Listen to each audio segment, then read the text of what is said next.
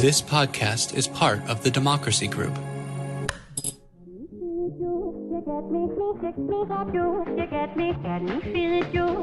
Welcome to a special crossover episode of Talking Politics and Religion Without Killing Each Other and Trailer Geeks and Teaser Gods. It's like Marvel and DC all in like the same place and universe and whatever. I am your host, Corey Nathan, in all of those worlds. And if you're an avid listener of one of these two programs and not the other, that's a you problem. But it's not a you problem anymore. Now's your chance to expand your horizons. For our Trailer Geeks listeners, you'll know who our guest is, of course. For my TP&R folks, don't worry, it'll all make sense. As you know, we get to speak with this country's most renowned journalists, political leaders, academics. You know what it's about. It's about being able to talk about the important stuff, these hard topics, politics and religion, without killing each other.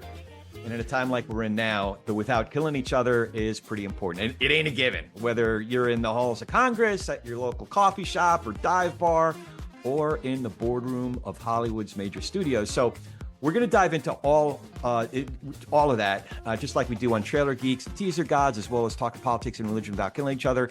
And you know, today's guest must be super duper special to be able to hang in both of these worlds. Today, we are talking with an absolute Hollywood unicorn, Christine Birch.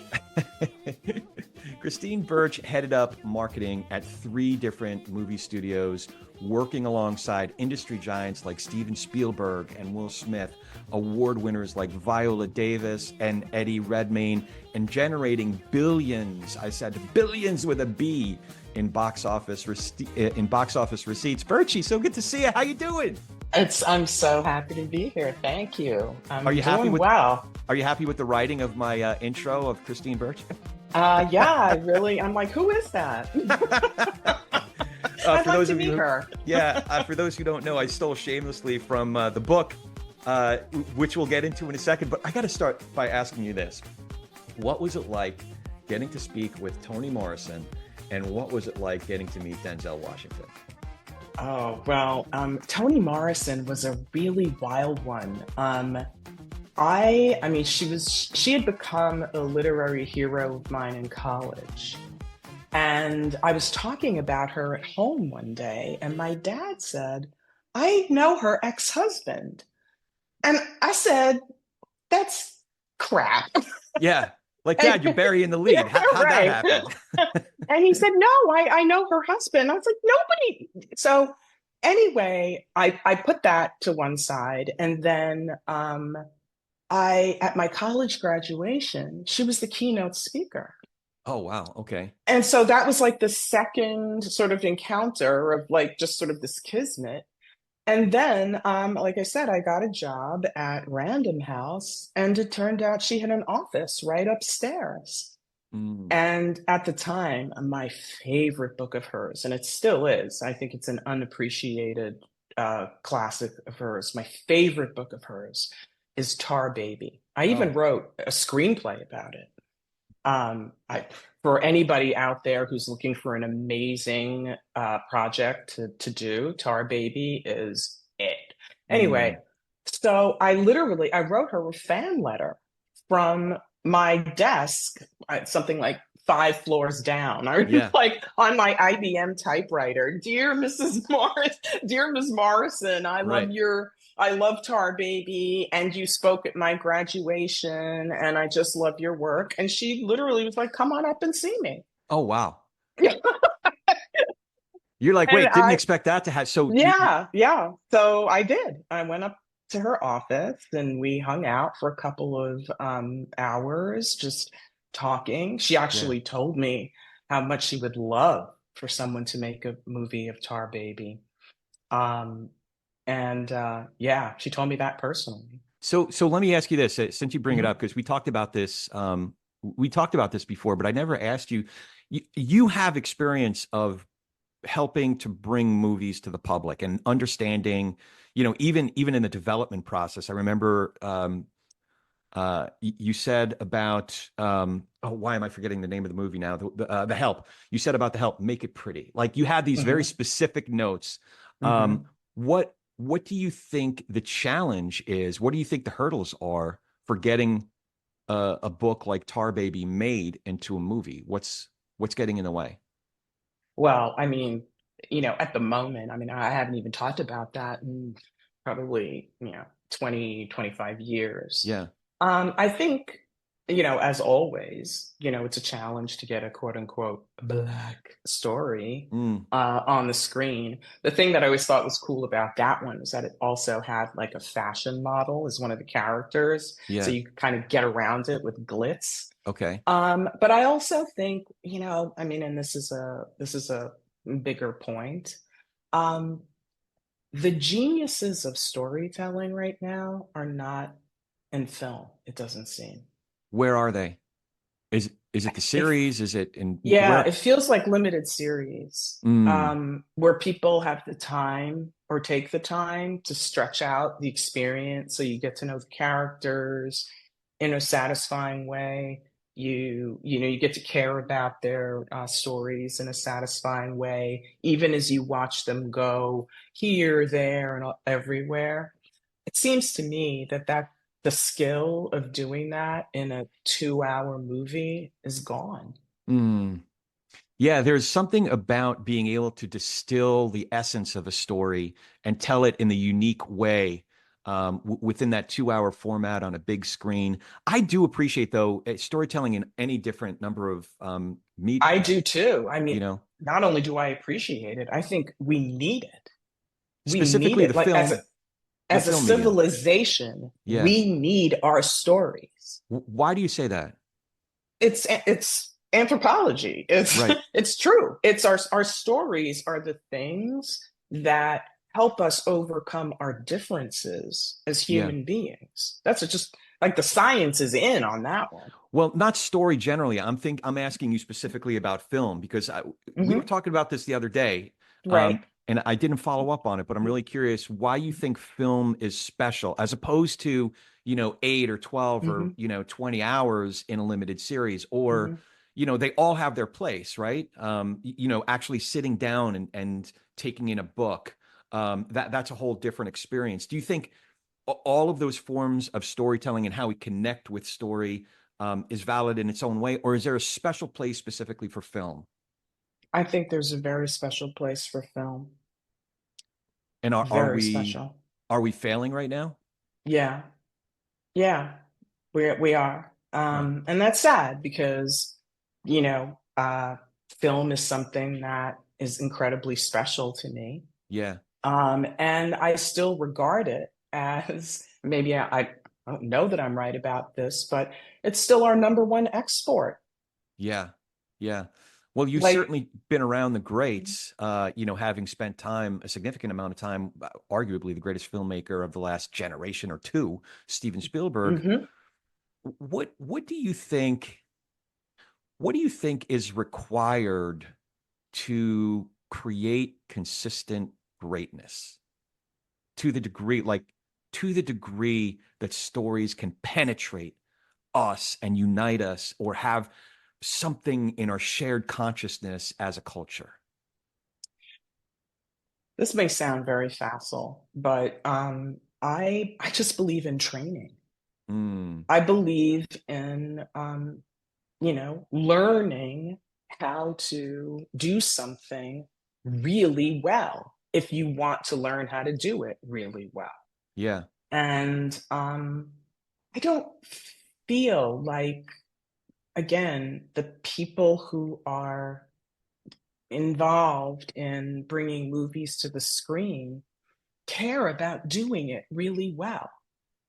I look at the process by which things are greenlit and you know financed and marketed. I mean, I've seen it all, and I just believe it's very rare. The people who are making those decisions, they don't know what's good.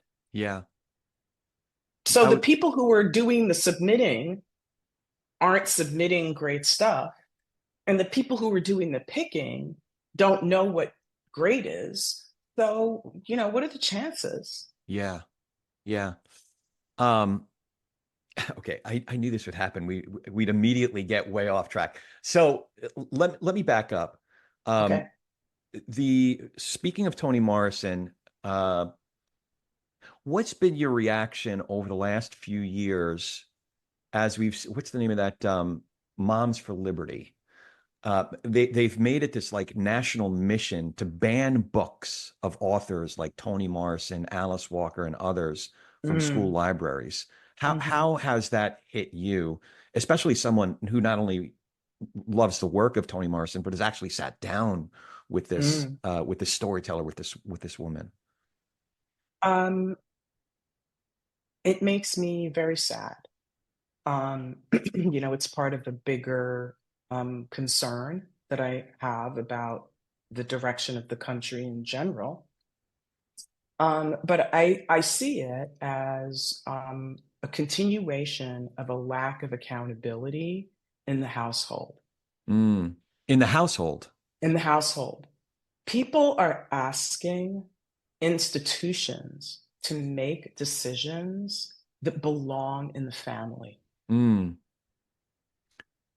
That makes sense. And let me know if you disagree with this. But my thought is, if that, I've heard these women speak in interviews and make their case. And in fact, at a business, there was this business gathering, the Home and Garden Show here in my town, and I was going expecting to see the local painter and plumber and window cleaning, whatever, gathering. But there was a row of political and Moms for Liberty was there, and I interacted with some of the gals, some of the ladies in the local chapter. So I've heard them speak, and my thought is that's okay. So if you don't want your child to read Beloved, I guess that's your prerogative. Perhaps that child, when they're 18 and go off to college, maybe they'll make their own decisions, right? But I, it's hard for me to get my head around why they'd want to prevent my child from reading Beloved or The Color Purple or any of these books that for whatever reason got onto their hit list, right? I don't, is that kind of where you're coming from? It's yeah, because it's easier for them. That's why. Yeah. It's easier for them to remove the friction than to have the conversation about why they do or don't want their child to consume that. That's a personal um, that's a personal responsibility. And to my mind, when you put that on institutions, it's an abdication of that responsibility. It's a Mm. conversation you don't want to have with your own child. So you'd rather have it with strangers and take that friction out of your own life. Oh, that's interesting. That's interesting. I see that's one way to look at the way I experience it is it's a maybe it's a very Jewish it's kind of built into my Jewish DNA. It's like why are you evangelizing to me? Why are you proselytizing to me? Why are you um trying to impose your mores and beliefs, however different they are from my family's, onto me? Like what's it? My answer is I have an answer for that. I'm My not saying to answer, you. I'm okay, talking to the yeah, Moms for Liberty lady right right, now, yeah, right? well, yeah, well, I again, I know the answer. The answer is they need company. I wasn't expecting that as an answer. Wait, wait. They're so weak. They're so weak individually. They need company. They need people to agree with what they're saying so they don't feel so alone and weak. Hmm, that's interesting. I never thought of it that way. Um, now because we were just talking about film and story, the power of story. Now I'm imagining a story. I see it as more of a play, of like, and one of the closing scenes is a character like you sitting next to this lady I encountered at the Home and Garden Show, saying we need more conservatives and we need to get the filth out of the thing. I'm like, and somebody like you at the very end of the play, this woman has been broken down. It comes to the light, and you're like, it's gonna be okay. It's gonna be okay. Let's have some tea. you know um, maybe we can write that at least a scene or two together and see where it goes. Mhm. Um, do you think I think that there's been a lot of disintegration of what we were capable of um, as I was growing up, that there were certain shared stories we were capable um, of experiencing together, and Spielberg is a great example where several of his films did that, through the 80s, 90s, and even to a certain degree today.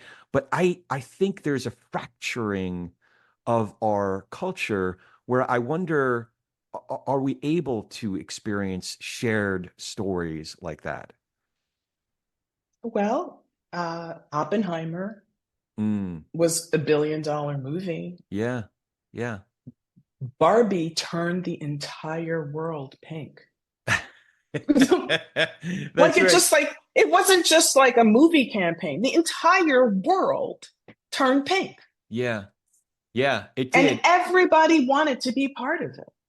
They did. And that was within families. Again, I keep on going to some of these families that my kids went to school with their kids and the church that I Well, used to go so to. so It became actually, this just let me cultural but just let me volley. go back to my Yeah, yeah, point. yeah, yeah, That's yeah. why I just don't believe the naysayers sky is falling about the industry. Again, that's a deflection, in my Mm, view, that you're just not very good at your job. If you were better at your job, the business would not be in free fall. yeah, yeah. I think there have been other moments like this though, and the emergence of certain companies have cut against this though. Like it doesn't All seem I'm like it's a new saying problem. is don't blame it on the audience. Don't blame it on the audience. Okay. Okay. That makes sense. Don't blame it on the audience when you have not fulfilled your responsibility to make decent product for Yeah. like what, a generation. Yeah. I personally have marketed a movie that got 0 on Rotten Tomatoes. Oh, right. It got zero. The emoji movie? That's correct. Yeah, and yet you opened, right? You opened the That's movie. right. That's correct. But I mean, come on. I Yeah. mean, I don't mean to beat up on the Emoji Movie, but like, let's just go to Rotten Tomatoes for the last 10 years and look at the number of movies that have been 80 or above. What do you think? I don't know, but I bet the ratio is pretty damn stinky. Yeah. Yeah, I could see that. I could see that. Before we move on, I wanted to tell you about something else that's important. Money. Specifically your money. In all seriousness, I wanted to tell you about my advisor and my friend, George Meza. George runs Meza Wealth Management. And with George, it's not just about money, it's about helping us manage our present and plan for our future. And unlike a lot of other firms out there, George and I actually have a relationship. He knows me, he knows my family, and I know his wonderful family. I also know his firm and the incredible team he's put together, from his chief investment officer to some of the other great people in his office, like Jessica, their head of operations, that are always there to help me and with all aspects of our portfolio. You see, the thing is, I got a lot going on. I guess we all got a lot going on, and I don't have the time to watch our investments all day, every day. And even if I did, I don't have the experience and expertise that George's team collectively has. So we get the entire Meza Wealth Management team, all their expertise and all their integrity. And again, it's based on George knowing me personally, knowing my goals, and even the kind of risk that's appropriate for me to take, which, by the way, could change from one season to the next. And they're on top of all of that. So if you want George Meza and Meza Wealth Management to be on your team, just visit their website, mezawealth.com. That's MEZA wealth.com, www.mezawealth.com. And that will also be in our show notes, so you can check that. And now, back to our show.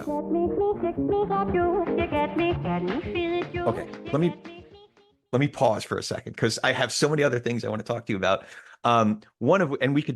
This is a whole episode in itself. This is a whole conversation in itself. But I need to ask you, you wrote a book. So just my experience, I got the sense that you wrote it as if you were having a heart to heart with someone specific.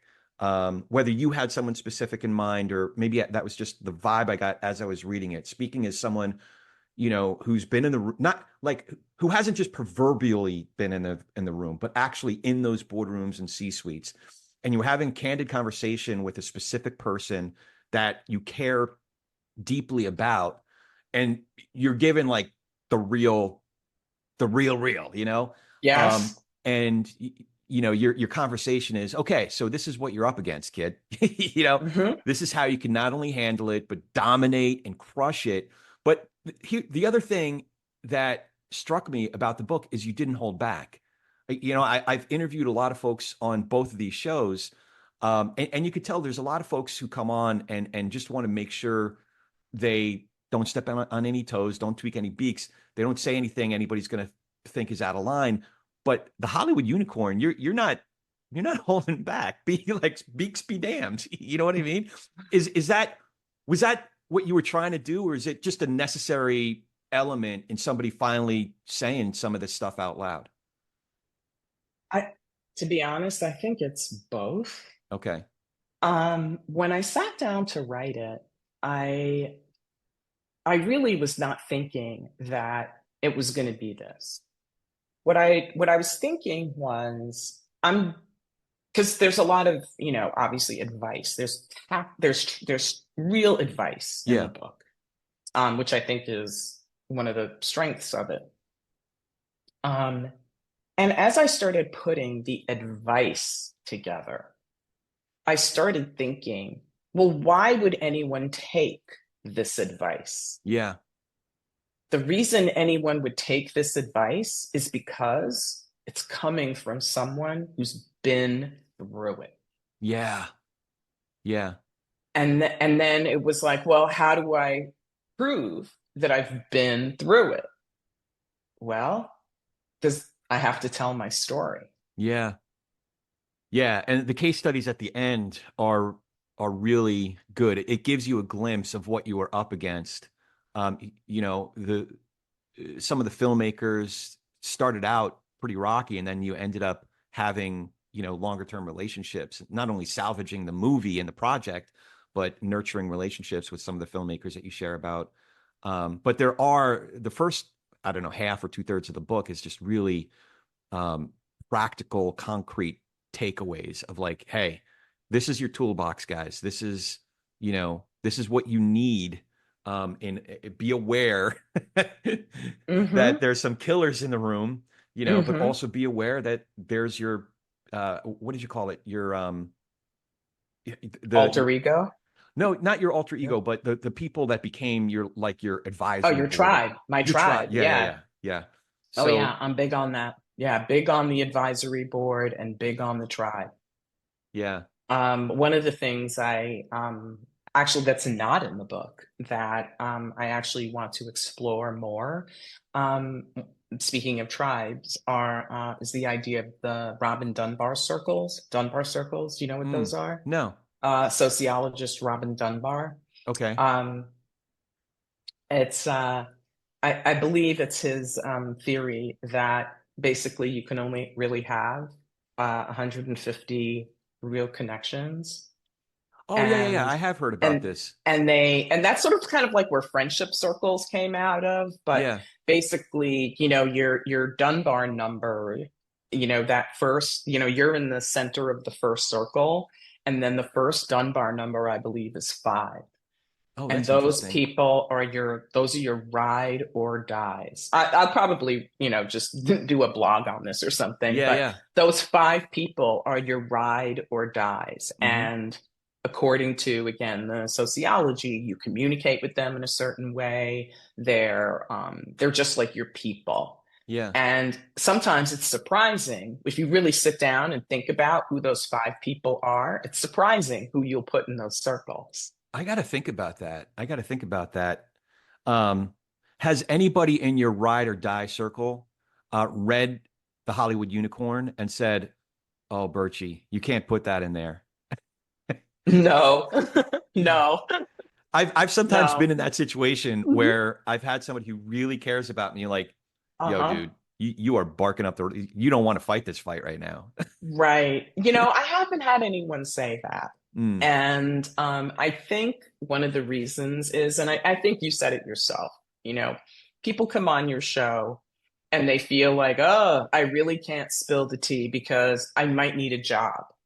Right. Or, I might need one of the however many people there are in Hollywood people to like maybe think of me, and I don't want to say anything bad about them. Yeah. So my thing is, I'm not saying anything that isn't true. I'm not Right. talking about something that like did not happen. So Yeah. that's number one. Right. And number two is I am not in Hollywood anymore. Mm. Like that was a time in my life that I loved Yeah. Oh, yeah. and I hated. Yeah. And that was, that just taught me a tremendous amount in the prime of my life. Yeah. Yeah. And I mean, I hate to say it. I mean, not that I wouldn't take a job if someone asked me to do something, but I don't need validation from my beloved community. I waited long enough to get that validation and it Yeah. never came. Right. Yeah, that's right. And you're in it's freeing because number one, not grasping onto something as elusive as the acceptance of this imaginary community of people. It's not imaginary. It's not imaginary in all ways, but It is a community, but it's very odd in its own way, like most communities are. yeah, yeah.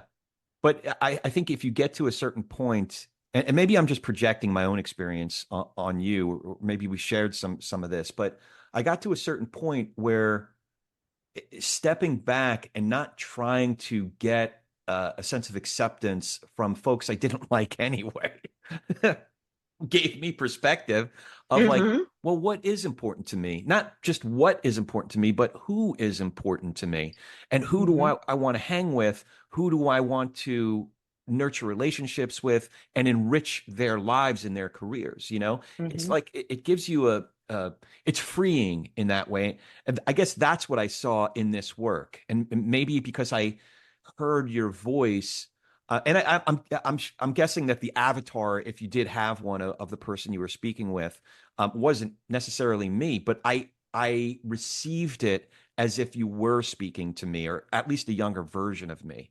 Was that the Hmm. intention, or is this really meant for a very specific targeted audience slash avatar slash person? Well, the subtitle of the book is Empowering Women of Color Right. in the Corporate Arena. Yeah. The fact is that this work could apply to anyone. I think the things that are in my book could help anyone. It's just that Black women suffer disproportionately to other people. So I chose to speak to a segment that A, I belong to, Yeah. and B, is disproportionately suffering from this problem in the workplace. So I just had a thought, and I've talked about this with another dear friend of mine, um, who has a show called Freedom Road. I think I've told you about Lisa Sharon Harper. And have you noticed that arguably the individuals, you can make an argument that the individuals who are like the bulwark of what's happening historically right now, many of them are Black women. I'm thinking of Judge Tanya Chutkin. I'm thinking of Letitia James, the AG in New York. Hmm. I'm thinking of in several instances these historic cases and what's happening in our country, Hmm. and now Hmm. I have to wonder. I mean, you have some of your origin story overlaps. You have some similarities with Kamala Harris. Yeah, Have both of us are Jamaican. Yeah, yeah. Have you do you feel a special connection or kinship with the hopefully the future president of the United States. Can I say that out loud? Like, I'm a I don't conservative, but I'm know. still like shamelessly rooting Look, against Donald Trump and for, you I know, don't know if I would feel as great if she was a Republican, but it's wonderful to have a Jamaican. yeah. Uh, my parents had a saying. They would say that if it's an egg, we're in the red, Oh, meaning that anything that's going on anywhere yeah. in the world at any time, you will find a Jamaican hanging around. A Jamaican will always be in the mix.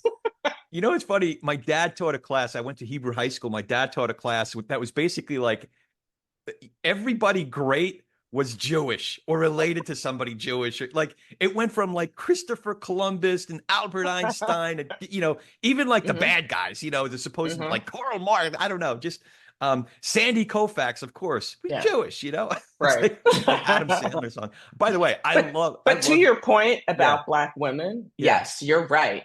I actually, I've had this conversation. Black women are having a moment. I a mean, my moment. God, Yeah. look at the shit they're getting. Mm. Oh yeah, Look and it's at it. not it's not even dog whistles. Like Right. Look at what they're going through. I'm convinced that between now and election day, Trump is just going to drop the N word. He's just going to, like it's almost like it's beyond the dog whistle. You know what I mean? Like they're eating the dogs. Like everything is just I in a way it's so frustrating to me because in a way the more the closer he comes to blatant racism, not just Trump, but JD Vance too, the more he's embraced by it's his support has such a hard floor. I'm thinking that it has a hard ceiling as well, but it's almost like they love him even more for it. He just comes out and says the Haitians they're eating the dogs. So I, I'm usually more articulate than this, but my head is trying to get around. I don't sociologically, psychologically, just even having conversations with some of my neighbors, some people I consider friends, frankly, like I'm having a hard time getting my head around it and understanding it. Yeah, it's a complicated thing. Yeah. Um, you know, I mean, I've obviously thought about it a lot, especially, coming from the background that I come from. Um, in many ways, I'm an immigrant and, I've lived the American dream, yay. So I think a couple things. I I think that we are, as a country, it's really past what Donald Trump is. It is about us. It is Who we are. about, this is a referendum. That's what I'm calling it. It's a referendum on who we are. And we are about to choose our leader. And all I'm looking at is who we are, that we have cast aside our most deeply held beliefs about decency and morality. Did And you and that's where it's at for me. It's like it's not, when I hear people talk about, oh, the economy was better, it's like this isn't an economic argument. This is a moral one. did you get a chance to watch the movie that Val helped bring and Tom Ortenberg helped bring here domestically, The Apprentice? No, I didn't. So I watched it this weekend. I made a point of going to the theater. Um, it was interesting as a character study. It's not one of those. I don't think it's one of those stories that's going to be, as widely viewed as some of Spielberg's movies, like we were talking about. But I do think it's a really interesting character study. What struck me is it's obviously about Donald Trump and Roy Cohn, But what it was about that what I was taking in was about the slow deadening of one's soul. That over time you can see the choices that this character makes. I've thought a lot about this, like, how does someone get that way? Is he still human? Does he have a soul, right? And the Roy Cohn character, I'm not going to spoil it, but the Roy Cohn character, he was grappling before his death. You could tell that character was grappling with whatever parts of his humanity were still wanting to live and breathe and have this human experience. Whereas the Trump character over time made choices that built calluses over the conscience and over the soul, to the point where some of the scenes made it very clear that there is no soul. There is no living soul here. That's the only explanation for this. Some of the words, actions, and now character of what we see before us. Well, first of all, we know that Donald Trump is a child of abuse. We know this. His Okay. father was an abuser, an emotional and psychological abuser. We know this. Roy Cohn is one of the most psychotically toxic people ever born. Mm. Did you ever see Angels in America, the Tony Kushner play? Yeah, I saw it in New York. It's been like 30 years. That's right. If you remember, Roy Cohn plays a Oh, major role in right, Angels in America. right. Yeah, And they take you through in that play his persecution of the Rosenbergs, yeah, the despicable things. So if you take somebody whose father is what his father was, and then you put him with Roy Cohn, that's kind of like having somebody who goes from working for Harvey Weinstein to Scott Rudin. What do you right. think is going to happen to a person like that? Oh, they're I actually know someone who did that, yeah, and I can name his name. And when people say, "Oh my God, he's a horror," I think to myself, that's because he's a Weinstein Rudin love child. right, right. Yeah, I mean, learning it's hard if that is who you're modeling. It's hard not to. You've got no chance. Yeah, There's yeah, no women to balance it out. There's nothing. You have no chance. yeah, And so, as a country, that is what we're looking at. But again, it's not about him. He is who he is. right, This is about us and why we are casting aside our in like what we know to be decent. Why are we doing that? What's happened to us?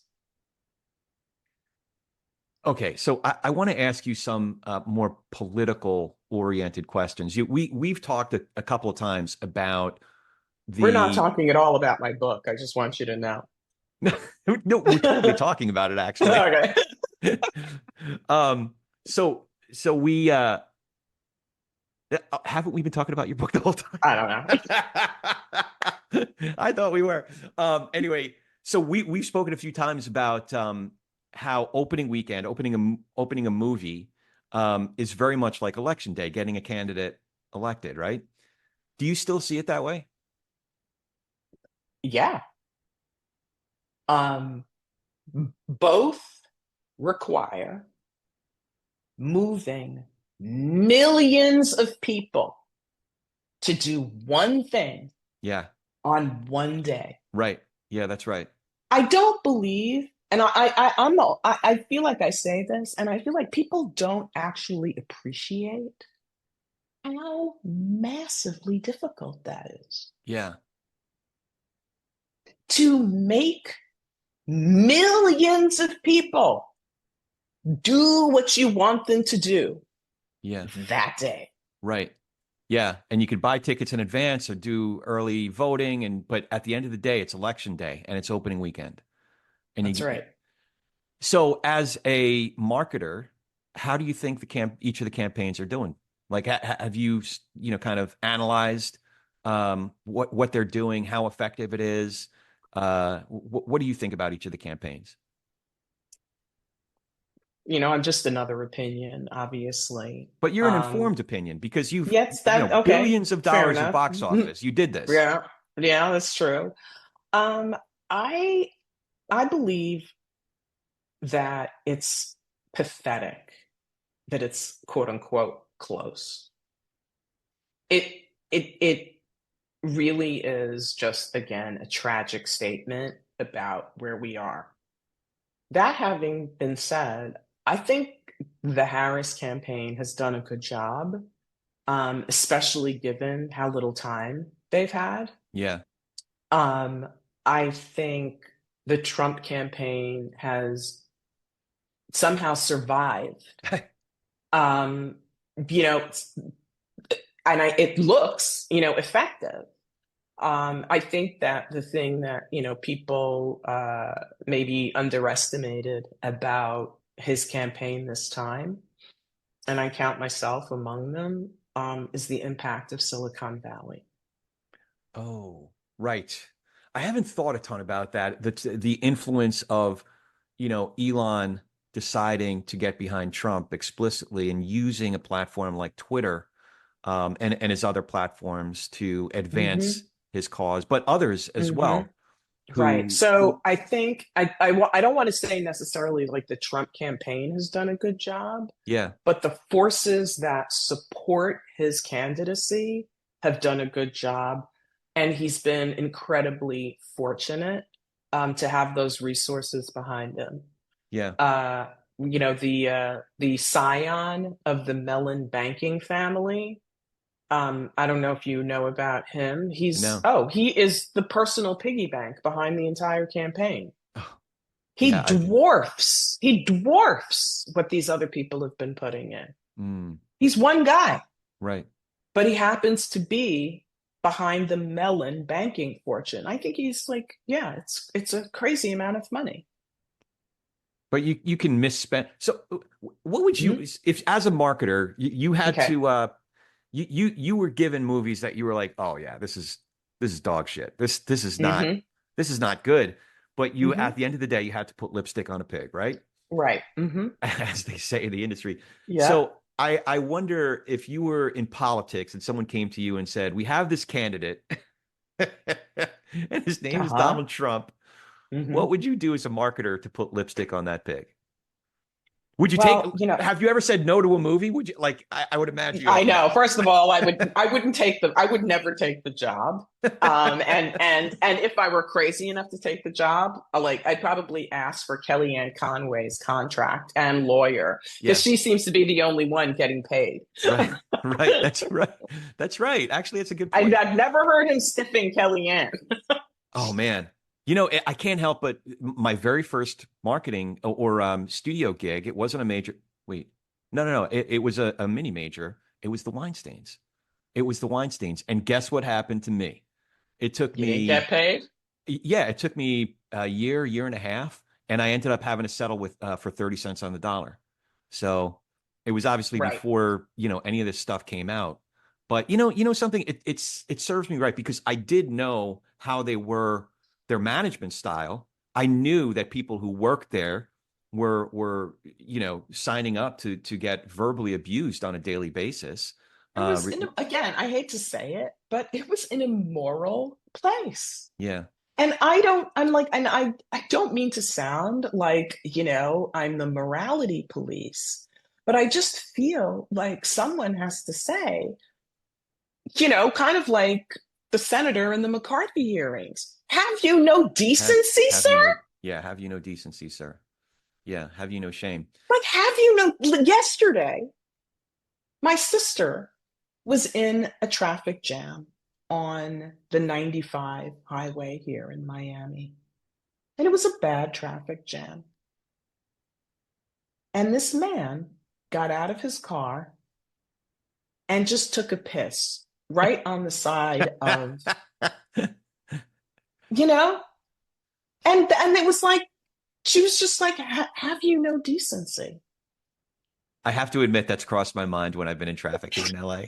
Like, because I'm getting up there when you got to go, you got to But you go. don't. But That's you, the yeah, thing. that's right. You You don't. don't. It crosses your mind. Right. It's crossed everyone's mind. I mean, I'm not a guy, but that's the thing. Listen, you've just made my point. Oh, I get it. Yeah, yeah, yeah.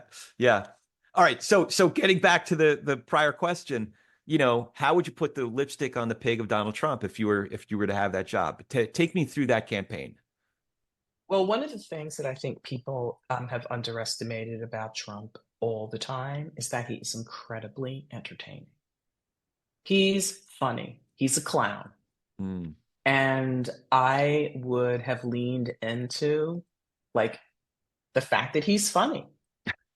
Um, one of my, I mean, and mind you, I cannot like handle him at all, but there's a clip of him on social media at the ceremony for 9/11 yeah. where he catches the eye of someone who is clearly filming him with their phone. And he's just like making these like funny gestures, like, I see you, hey, hey. And he's Yeah. just being really funny. And I think he still has that in him. And I would have made him like almost like the entertaining grandpa. Um, and I would have done it like that. Yeah. That's interesting. I wonder though if the candidate himself would have allowed for that because I don't think he.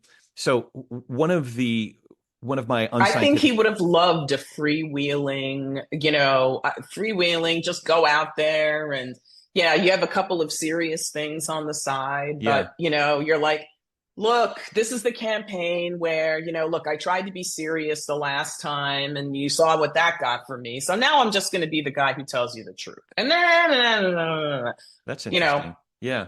Yeah. Um, that's interesting.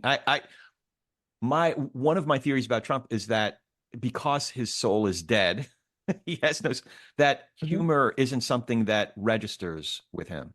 That it wouldn't he would maybe repel it because it looks a little bit too close to mockery of him. Well, he has, what's weird is you're right in that he doesn't have a sense of humor when it comes to himself at all. Yeah. Most strong men do not. But he does like to laugh. So, for instance, that fiasco of a town hall, was it 2 days ago? Yeah, where Where he ended up yeah, dancing. where he ended up dancing. But what I saw, I mean, and by the way, the dancing was just ridiculous. That's But another theory of mine, by yeah, the way, that he when the doesn't connect to people music. Right? Right? when the people like start when the people were being let out and he goes, let's just listen to music, nobody wants to hear the questions anyway, and he Right. was laughing, right? He sounded just like, yeah, nobody wants to hear this political bullshit anyway. Right. Let's just have a good time. I Yeah. think people can relate to that. I could relate to it. Okay. All right. I thought it was, a person in severe cognitive decline. Now, granted, what happened after that was, like you said, an example of a person in severe cognitive decline. Yeah. But you're asking me what I would have done if he was my candidate, if he was my client, Yeah. and I would have made those moments his candidacy, Yeah. like those almost like basically like Biden, except with more charisma. Sorry, I love Joe Biden. I love Joe Biden. Yeah. So do you follow political polling? Because I was wondering how political polling and focus groups compare with the kind of market research you did in the film business. Well, so that's a complicated question. One of the things about market research in the film business, let me just say, is that it hasn't changed in Mm. 30 years. I cannot believe that the tracking study is still the same measurements as from when Joe Yeah. Farrell and Catherine Porra invented the Right. tracking. Yeah. You mean to tell me there's not like other ways to measure whether people are going or not? So that's Like, you mean people are still looking at those measurements and then Right. complaining when they're off? It's like, um, and there are other trackings that have, that are penetrating the business. But anyway, so that's my thing about tracking. It's just like, eh. um, it's just like, like think of something new again. Right. Like don't.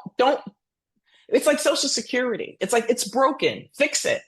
Right. Don't Right. keep trying to like put lipstick on a pig. Yeah. Yeah.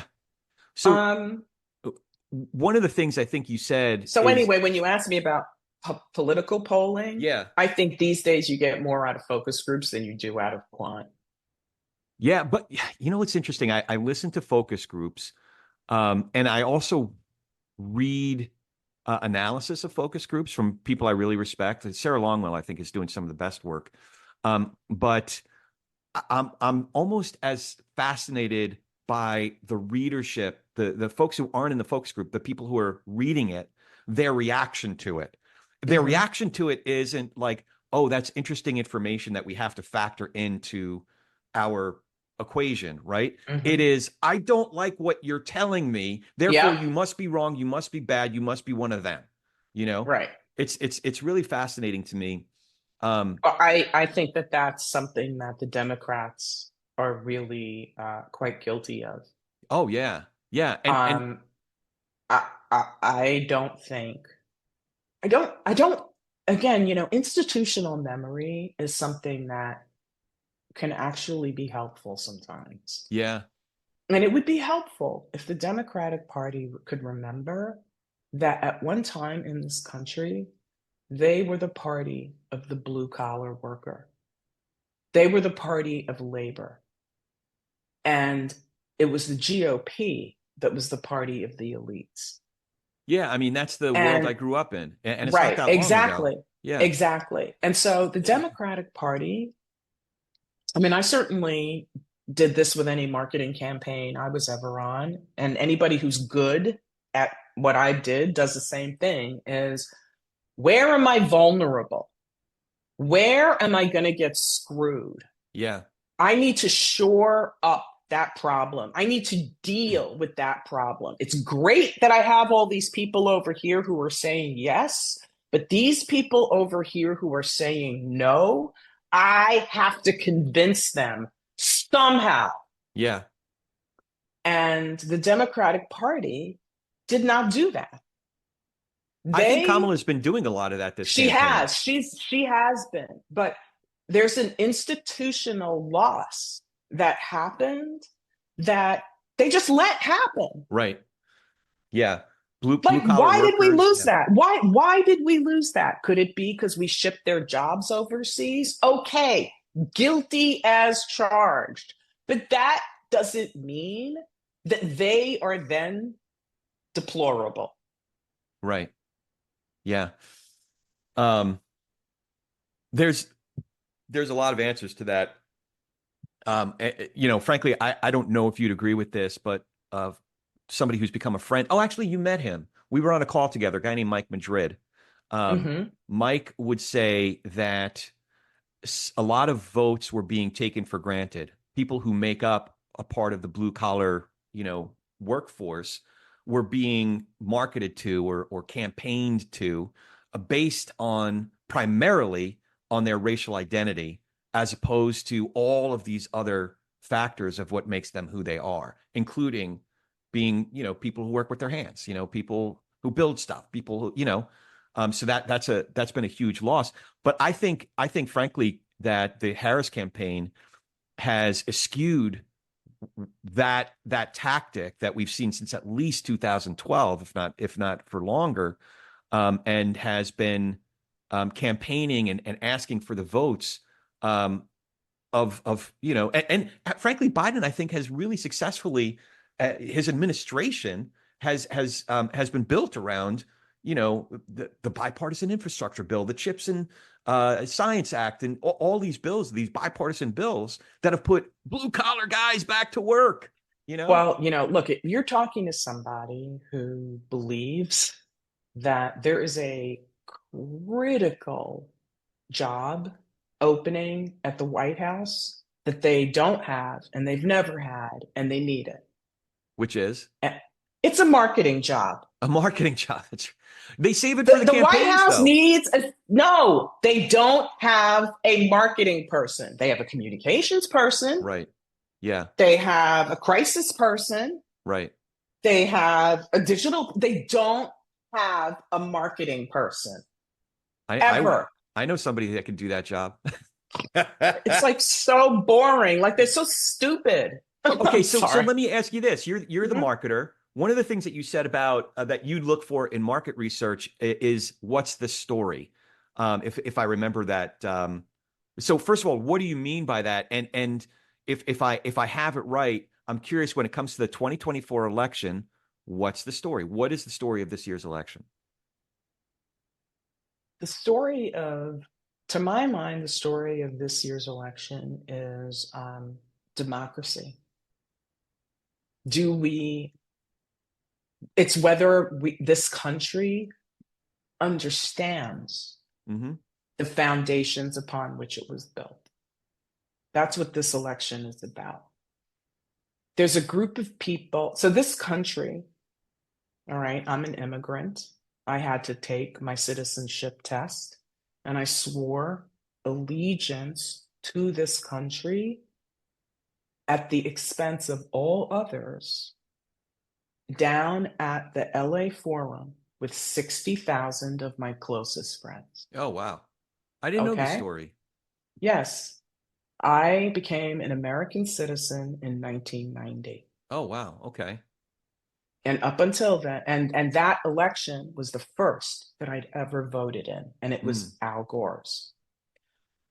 I had a party for my Wait, citizenship. 1990 or 2000? 2000. Yeah, Okay. 2000. 2000 was the first election I'd ever voted in. I had a party at my house, and I had a giant fishbowl, and I put the questions from the test in the fishbowl so that people could take turns trying to answer them. I'm sure everybody failed. Failed miserably. failed like you can't even believe. Yeah. So and this is why the immigration conversation is very confusing for me. So I believe the people who appreciate this country the least are the people who were born here. It's understandable. It's kind of like asking a fish how much they appreciate water. Like, what That's are you right. talking about? That's right. That's right. So those are the people who least appreciate what the country is about are the people who are born here. Yeah. And unfortunately, our educational system has not taught people that the basis of the country is a lot of people coming together and trying to live together. That's what the actual definition of the country is. So this idea that there's a faction that thinks they should run everything is deeply anti-American. It's not what the beliefs of the country, that's not what the country was founded on. E pluribus unum, out of the many, one. That's right. And I just like, if that, it's fine if you want to run a country that way, but not this country. Yeah. This country is built on, quite frankly, a kind of a messy idea, but everybody who's here has signed on to the mess. Yeah, the project of pluralism. But I think that... And so this election, to me, cuts along like literally those lines. It's like, do you believe in what the country was founded on or not? It's interesting because I think that, part of that is one of the biggest issues is immigration, building the wall and anti-immigration. And, it's the exact opposite of what you're talking about, to the extent that a lot of the story is being crafted by people who aren't just saying, well, let's have better immigration policy, border policy, what have you. Let's go ahead and demonize, make monsters out of all those people outside of these imaginary lines that we draw in the sand and make a map out of, right? So when somebody's saying to me, I have guys I graduated high school with that are like that don't understand why I'm not as angry and afraid as they are of all the hordes that are coming to, Mm-hmm. Mm-hmm. steal our babies and eat them and whatever it is that they're Mm-hmm. scared of. And I'm like, dude, I don't know. Like that's you. Maybe that keeps you up at night. I'm not particularly afraid of somebody who happens to have been born on the other side of whatever line and whatever map that you're imagining. It's just not my thing, and you're not going to convince me otherwise. I've met people in other parts of the world, and I don't know. I've had a good time hanging out with different people, and I don't know. It's just not something and I don't want to catch that disease, that fear disease, that anger. I don't want to catch it. Whatever they got, I hope they're cured of it sometime soon. It's not to say that there aren't any bad people in the world, but like, I don't know. I don't have that thing. It's not my thing. Look, I, again, this is just my belief, but I believe that we are caught in a Gordian knot. And that knot consists of the fact that we're undereducated. We are being fed a steady diet of toxic disinformation, and social media has rewired our brains. Yeah. Yeah. Oh, yeah. Yeah. Well, in what ways are you talking about? It's rewired our brains. Yes. Like, yes, it has physically rewired the way our brains take in, absorb, and disseminate information. Right. That's science. Mm-hmm. You Absolutely. put that into a hopper with a bad educational system, Okay. right? And poisonous lies being fed through a gigantic media ecosystem. Mm. What do you think's going to happen? So is that connected to why you say the problem is us? Mm-hmm. Yeah.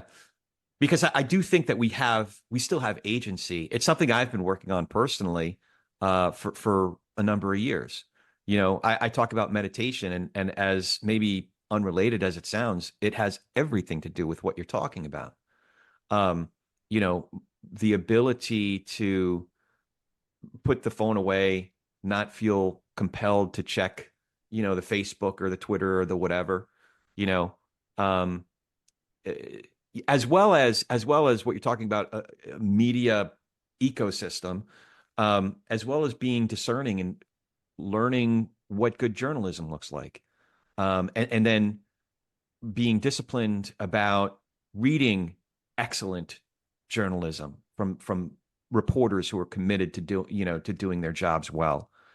I think it's worse than that. I I think that it's contributed to something that, I'm sorry, again, I'm sure I'm in the minority on this. Well, maybe not, but it's contributed to the death of shame in our culture.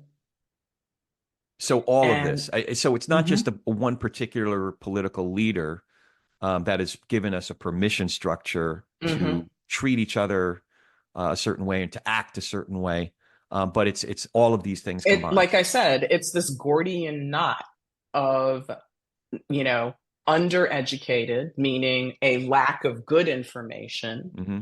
a a fire hose of toxic lies and misinformation, and a rewiring of the very instrument that is supposed to know the difference. Yeah. Is So I want to bring this back down to the Hollywood unicorn. Is that part of your introducing a little bit of an antibody of um, a little bit of tikkun olam, as we say in Ivrit, in Hebrew, your little part in trying to introduce, like I said, antibodies is the best word I can come up with for this disease, that ails the culture. Well, I would say, yeah, because one of the things I think the book does is talk about what you need to do to survive, right, in a certain environment. But also, quite frankly, it just speaks to something that I believe in personally, which is that we need to do better. We need to require more of ourselves.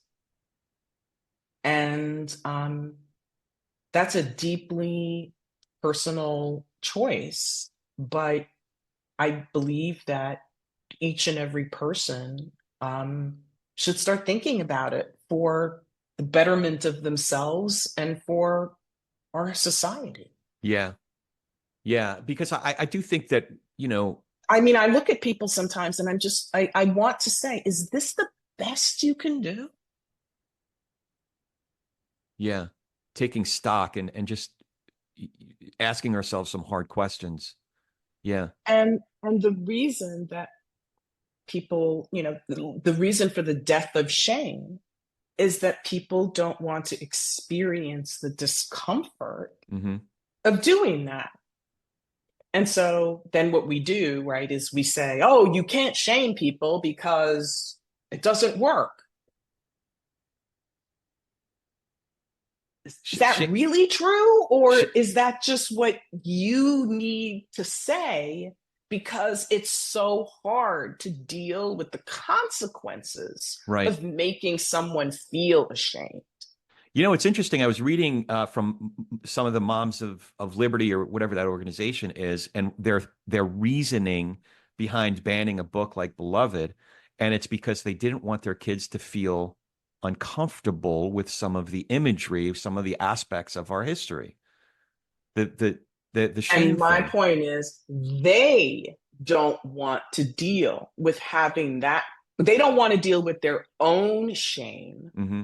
of having to have that conversation with their own children.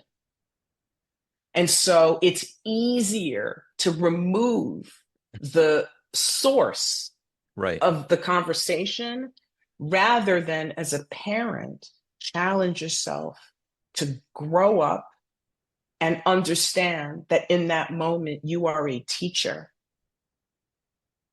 Right. Right.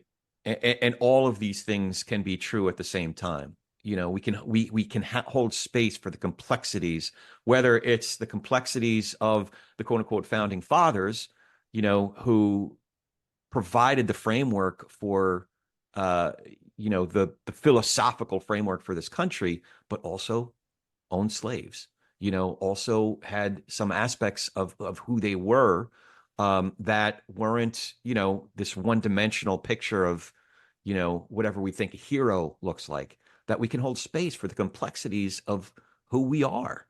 Um, Mm-hmm. so, yeah, Well, I would say, right, that a lot of where we are right now has to do with white shame.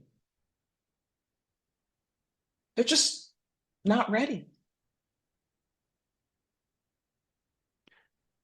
I wonder though if that's because there is not a connection to who we are as a people, like a collective, like I, we we have a connectedness. Some of us feel a connectedness to our families, perhaps to our neighborhoods, our communities, where we're from as New Yorkers, as this, as that.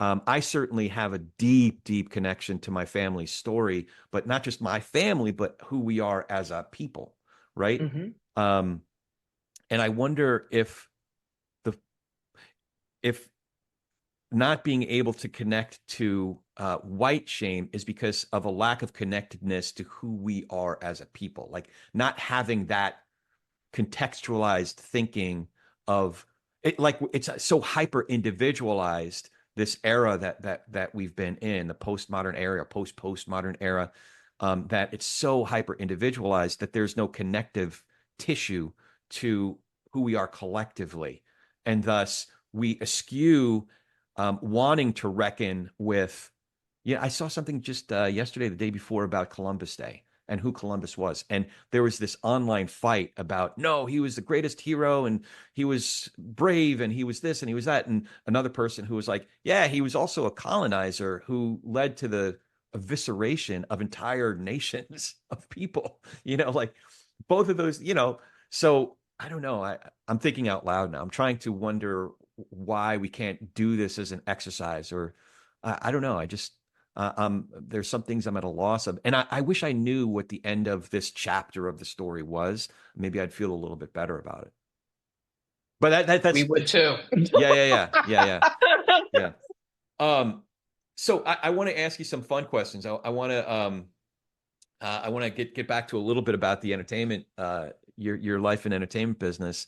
Do you have some favorite campaigns that you've worked on? Like some favorite trailers or posters or Absolutely. I yeah. mean, whenever anybody asks me, I say that in my heart, like one of my most favorite campaigns was Talladega Nights Oh, with Will Ferrell. I I was mean, not expecting just, that. oh my God, I have to say, well, and I just want to take a little bit of credit because I am the one who came up with the subtitle, The Legend of Ricky Bobby. Okay. I was the one who made the case. Yeah. That name is funny. I was like, nobody knows what Talladega is, but people are going to know that that name, Ricky Bobby, is hella stupid. That's great. My wife actually grew up like spitting distance from Talladega. She grew up in Is that Oxford, right? Alabama. Yeah. Yeah. So Yeah. yeah, that was a fun campaign. And and the writer director is Adam McKay, who we all know now is like Yeah. a genius. Yeah. Yeah. And I just remember getting the editor's cut. They when you're gonna do the trailer, Yeah. you're getting the editor's cut. And it's always like the sloppy, messy, cut. And it even the sloppy editor's cut was Yeah. hilarious. It was just hilarious. That's great. Talladega Nights. I don't think that Um, anybody's mentioned that one. That's good. oh my God. And I don't know if you remember the moment, but the way he's born is that his mother, Jane Lynch, the great Jane Lynch, is Yeah. driving at top speed to the hospital, right? And she pulls up and she slams on the brake, and supposedly Ricky Bobby flies out of her vagina. And when we were doing the trailer, we had to come up with the sound that the baby makes when it hits the floor of the car, coming shooting out of her vagina. And we must have tried 100 sounds, and each one was funnier than the next. Sometimes it sounded like a hammer. Sometimes it sounded like glass breaking. Yeah. You could do like a mashup reel just on that, like one after the other after the other. That'd be great. I'd love it. It was hysterical. That's great. What I love about working on that. not stuff that you worked on, but just favorite trailers or posters or campaigns that you've enjoyed of all time, like not necessarily stuff you worked on. I'm always, he's one of my best friends, so I'm afraid I'm gonna have to name drop. When I see trailers by Josh Goldstein, they're Goldstein. always so good. Yeah. Whether it's Get Out or Straight Outta Compton Mm, or Barbie or Dune or yeah. like whatever like masterpiece I love his work. Mm, yeah. And he has great, like he has a knack for um having great teams. Obviously the team at Warner Brothers now, but the team prior to that Team at at Universal was Universal. great. Yeah. Yeah. Obviously you guys at Um, Sony, just surrounded by but even when incredible he was a talent. creative, and he would do like the campaigns on Men in Black, Yeah. he was just, Was it kind Josh's of, idea to get Tommy from Interlink? yeah, That's a yeah, brilliant because they that was balanced each other great. out so well for so long. Definitely. I love Tommy's work too. Tommy taught me everything I know about comedy, working in comedy, cutting comedy. Him and Steve Pollard. Oh yeah. Um, yeah, they taught me, yeah, everything. So what was that like? Was he would you just go into his office and you know, Tommy takes out his guitar and Oh just yeah, like no, he strums had a the little bit and guitars and yeah, yeah, and he would call me Birchy. Birchy. Uh-huh. He was, and I would show him my stuff, like I would make him look at it and tell me, like, give me notes before I would ever show it to anybody else. He really, it was, and he was so sweet when I was leaving, you know, because I knew he made me better at my job, and he said, but you made me better at mine. He's like, you made me more strategic and more disciplined. And I was like, oh. No, because you two are very, very, I could see where you're like frickin' fracking away. You're very, very different. And Hmm. you know, your background in research and all this Right, erudite stuff. And he's just right. like, you know, The gut rock and guy. roll and, you know, Hmm. um, Hmm. but Hmm. now So yeah. you're pretty rock and roll and he's pretty erudite as well, you know, in his own way. So, um, uh, how do you see, having stepped back from the industry, how do you see the industry evolving? Um, over the last couple years. I mean, it's hard to look at the last few years because everything that's been Woo. through, but like, but where is it? Where are we? Where's it going now? Don't ask me. I hope and pray that there is a talent renaissance. Um, I because I just want to believe that great films cure everything. Hmm. Hit movies cure everything. Um, and so I just I'm always rooting for great material. Yeah. Um, you know, I'm a fan of movies. I mean, obviously, I mean, I can't even tell you how much they shape my experience as a young Jamaican immigrant. Can you Yeah. only like imagine what movies were to me? And I'm mad and I'm upset by what's happened to the business. And I mean, I don't know that anybody meant this, but I think that we've mismanaged the greatest, you know, the greatest American propaganda weapon in the world. Our movies are how we export America. Hmm.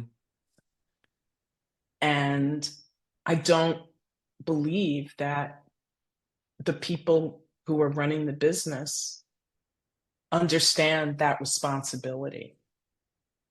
Yeah. They, you know, obviously it's a business and they're always going to do what they need to do to make the most money. Yeah. But I think that Hollywood and movies and entertainment they're different because of the power that they have to persuade. Yeah. I don't want to put too much stock in the results of what's going to happen in less than 3 weeks, but I think it's partly us, a reflection of who we are and where we are as a culture, but also partly us determining who we are and who we're going to be. Like, is this an era that historically is going to be defined one way or the other way? And it's not. I do see politics and entertainment, movies in particular, because I do think that film is still a basic currency of our culture. I don't know if I see it exactly the same way that you do, but I see the potential of that, and we've seen it happen in certainly in our lifetimes, even in the last 30 years. But I wonder if this moment right now, these next few weeks, are determining not just a reflection, but us actually having a say in who we are as a culture. Are we going to continue down a certain path of disintegration, like moral, um, soul oriented disintegration, right? And Or disintermediation, what do you mean by that? That's a great word. just like the constant like disruption of what we're supposed to be doing. Yeah. Yeah. Yeah. So these next few weeks are going to be interesting to say the least. So Yes. let me ask you this. This is going back to the politics and religion.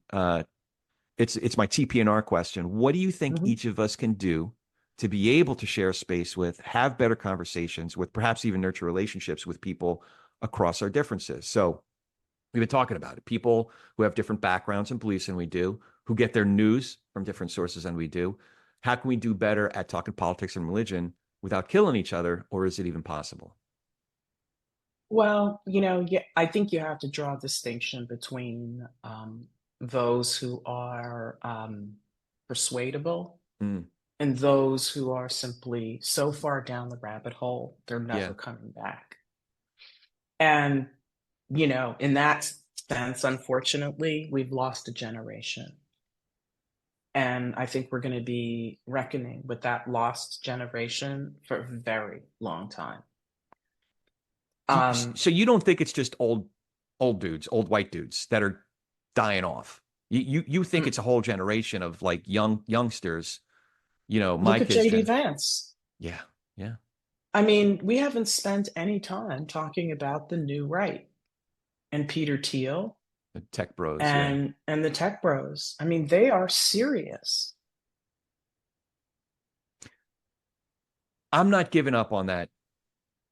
Like, I mean, maybe I'm oversimplifying. Mhm. Maybe I'm just looking for the, you Hey, know, look, I hope you're right. Right? I mean, the thing that I worry about personally, well, just like me, it's like I don't want to be part of the generation that loses the country. That's the thing. It's like I'm like we, we may lose the country. I I think you're right. Um, I do think because listen, for me, this election is about democracy, but I've just noticed that a lot of a lot of what the campaigns have become about and analysts I've spoken to have said no, it's about abortion or it's about immigration or it's about the economy, it's about these other things and what people seem to care about. And I'm like, no, no, no, no. It's about democracy, this American experiment. It's we're literally deciding, do we believe do we are we really reckoning with the very real threat to, I mean, we just starting in the First Amendment, the freedoms that are articulated in the First Amendment: freedom of speech, freedom of press, freedom of assembly, freedom of redress of grievances, freedom of religion, and to not have religion imposed upon us. Like the basic freedoms and the balances there. Are we really reckoning with the very real threat that Donald Trump is saying out loud, that JD Vance is saying out loud? That what's his name? Stephen Miller is saying out loud. No, we're just going to arrest journalists that write stories that we don't like, and then let lawfare catch up with us. By the time they catch up with us, it'll be 5 years down the road. It'll be already too late. Rounding up tens of millions of people that they suspect, the shade of their skin happens to be the wrong shade of skin. So let's just round them up because they look like they're probably illegals, right? Now, I'm not being hyperbolic here. I think to some of my friends who have, who like wearing the red hat or whatever, there's, oh, you're dead. Take him seriously, but They not think it's a literally. joke. They They, think it's a joke. it's entertaining. That's a Yeah. reality show. Hmm. So I think it's about democracy, um, in a very real sense. That said, I also have to get used to the very real possibility that this is the track we're heading down. And what it doesn't give me hope. It just gives me solace to know that historically, my people have gone through stuff like this before. My own grandmother went through World War One, the Bolshevik Revolution, Cossacks, the pogroms. Like we found our way to Newark. We found our way to, and New York and Brooklyn, and Hmm. we'll figure it out. I might have to find my way to, I don't know, Vancouver. Hey, Yeah, Jamaica's only 90 minutes offshore. yeah, Yep, baby. As long as you got, me and you, we'll just, I'll let you we point got me in the the right villa. direction. Yep, I got a villa on the South Coast. That's awesome. All it's ready. That's It awesome. sleeps 10. Um, I want to make sure that folks know how to find you online, find more information about the Hollywood Unicorn. It's not published yet. I was so lucky that I got to read an early copy of it. But how do we find you and all the great work that you're doing? Well, you can find me at Christine Birch at HollywoodUnicorn.com. And I'm actually, this is the first time I'm going to talk about it. I'm actually starting a free advice column. Oh, Um, if you're someone out there and you feel like you could just use an ear hmm, to talk about something, you can reach me at advice at HollywoodUnicorn.com. perfect. Advice at HollywoodUnicorn.com. So I'm going to make sure to put that um, .com. Okay, I'm going to put that in the show notes. We did cover a lot of ground. I tried to, Hmm. this is That was unusual for host beefy. programs, but I tried to get everything, cover our ground here for both Trailer Geeks as well as TPNR. But is there anything else that you'd like to add? Have we missed anything? Well, the only thing I'd say, it's like you didn't really ask me like why I wrote the book. Why? Right. Why? Why did I Why? I write it? can't believe I missed it. That was the Mhm, most obvious question. You're mhm. okay. Why did you write the book? Okay. So the reason I wrote the book is manyfold. Um, the first reason is because I could not believe that I was in the movie business for 30 years. And this conversation about diversity and inclusion and all of that swirled around me for 30 years. And not once did anyone call me and ask me what my experience was like.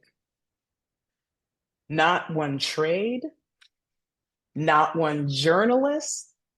I literally never got a phone call from anyone saying, what has it been like for you to be in all these rooms when you are the only one? And I just found it miraculous and evidence of just a continuing blind spot that the industry has about who they see and who they don't see. Hmm. So I feel like, well, if you don't have the intellectual curiosity to ask me my story, then it must be because I am meant to tell it. Okay. So here it is. That's interesting. I mea culpa. I feel like I'm part of the problem. Um, you know, the I wish I could translate the look that I just got into the audio. Some Really? folks are not going to be watching. Um, no. It's I guess partly a lack of imagination, partly a lack of empathy. It's a lot of the things that we've been talking about. Partly a um, a fear of There's grappling. no excuse. No, There's I'm not making an no, yeah, excuse. no, I know you're not making an excuse, but I'm saying on the record, Yeah, right? There's no excuse for that. yeah. I think sometimes I'm afraid. I'm afraid of either the conversation that will ensue, or I'm afraid of the rejection of not having the right to even ask the question. Does that make sense? Mhm. So maybe that's part two of this conversation. But the book is very revealing because you don't hold back. Well, who knows how many more times you're going to get to tell your story? Yeah, that's true. That's fair. That's fair. And I lived it. It's mine. What kind of feedback have you gotten on it so far?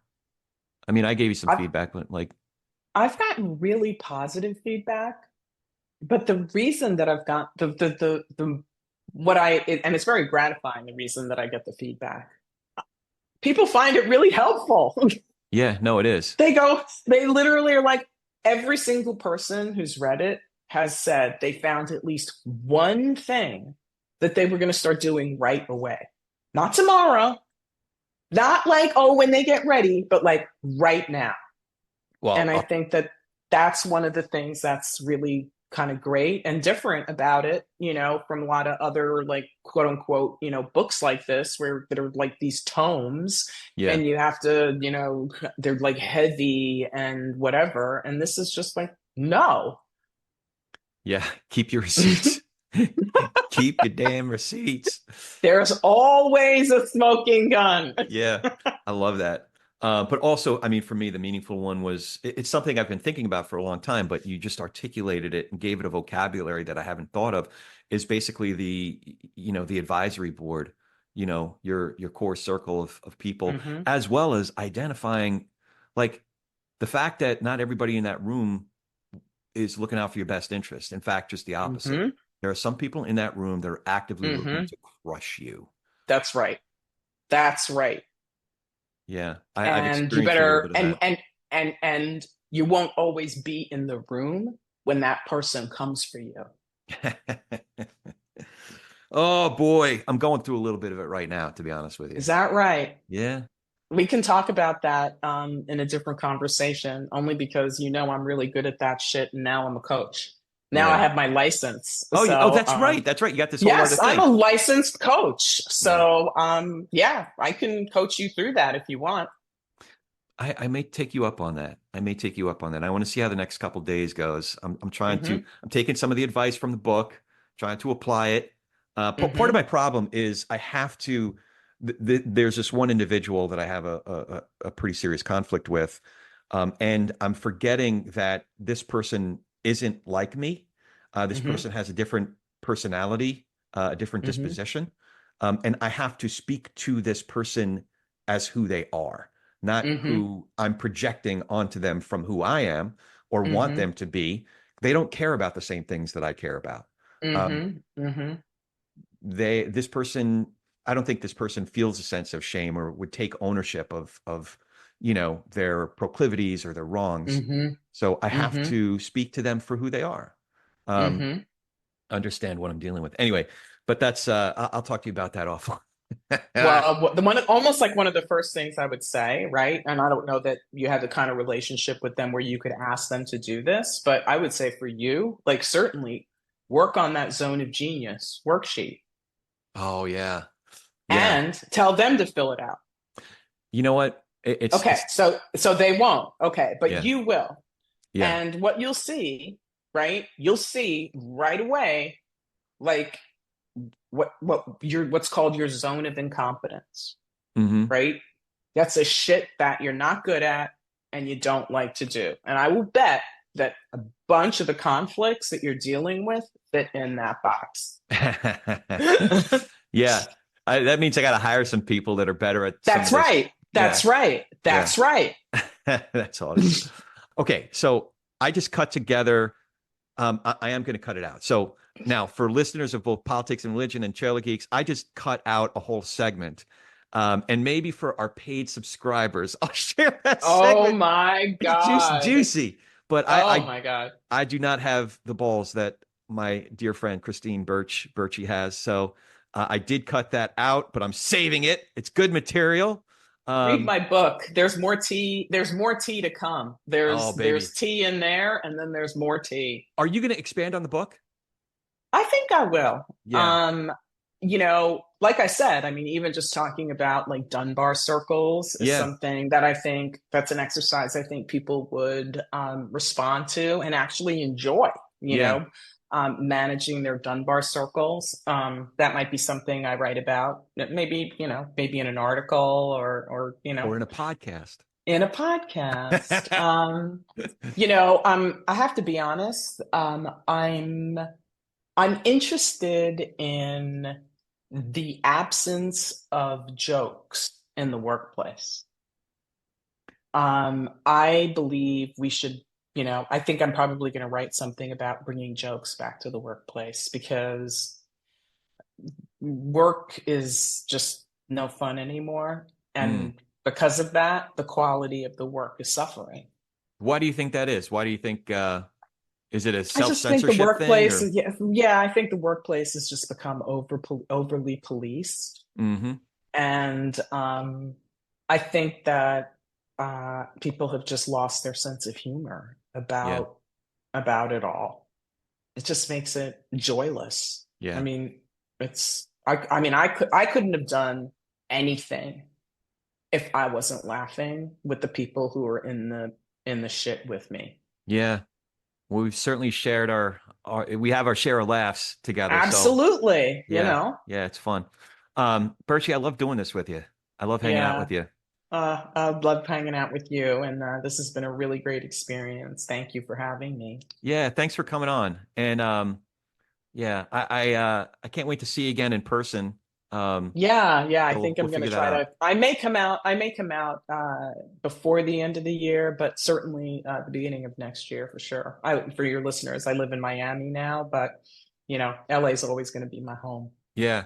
Well, I'll keep you posted because I'm going to be there the day after Christmas, and then Okay, actually New Boxing Year's, Day. yeah, New Year's Day or something like that, or either New Year's Day or January 2nd. I forget which one because it's like on both sides of a trip that I'm Hmm. taking with my the families of my best friends. So that's going to be really great. Anyway, thanks again for doing this. All righty. Yeah, it's been great talking to you. For our Trailer Geeks audience, Brent, you can take it away. And for our TPNR folks, as always, if you dig what we're doing here, remember to follow this show, write that review, and now you can watch us on YouTube and join the conversation on Patreon. We are at Politics and Religion on both YouTube and Patreon. Really excited about all of that. Now go talk some politics and religion with gentleness and Without respect. killing each other. Without killing each other. Yeah, like I say, with gentleness Let's and be respect. decent out there, folks. Yeah, like bring shame back. Let's feel a little bit of shame, right? Yeah. And have a great week.